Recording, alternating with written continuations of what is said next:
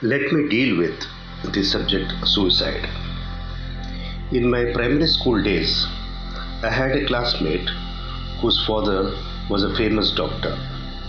One day, we were informed that during a tour, her whole family was found dead in their car as her father injected a poisonous medicine to all members of the family, including himself.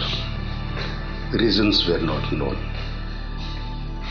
In my secondary school days, a female's body was found floating in a nearby lake.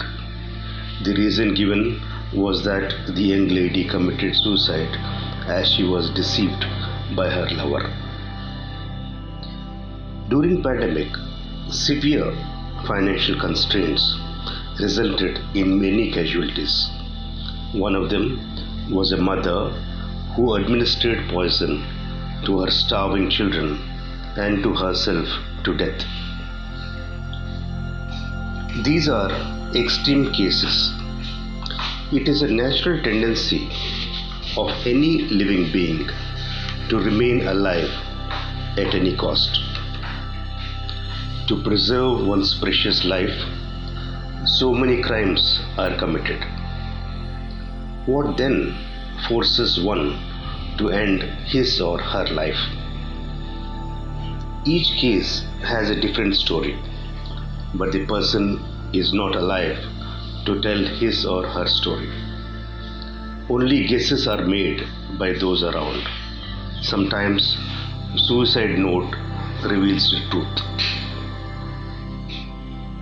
There can be several reasons for taking such a serious step, but one thing can be certainly said, that the person who was taking this extreme step felt that suicide is the only remedy left to end his or her unending or unsolvable problems. The person who suffers the pain knows it best. We cannot even label him or her as weak or courageous. Those with mental illnesses or drug addiction are also equally compelled to take such a step consciously or unconsciously.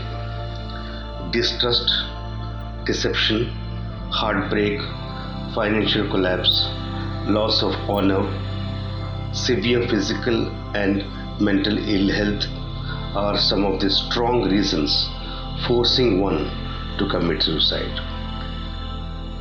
While we cannot sit over judging actions of others, we have some antidotes to suicide. There are many people around us who are in the midst of severe problems, who may be considered to be on the verge of suicide, but they are not taking such extreme step as they have given some strong reasons to their mind not to switch on the panic button. By giving little more time to our times, situation is likely to improve. So there is no need to act in haste.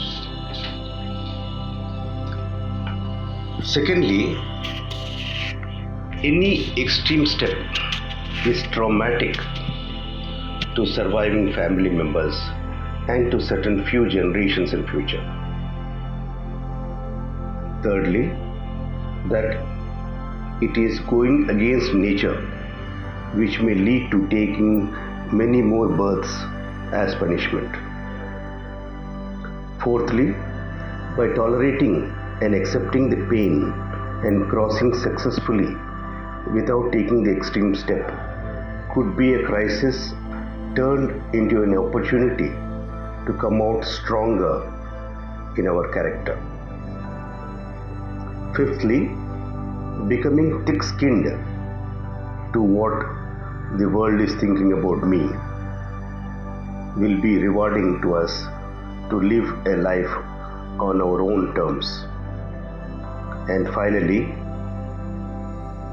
to tell our little mind that to be timid for taking the extreme step is actually to prove ourselves that we are really courageous.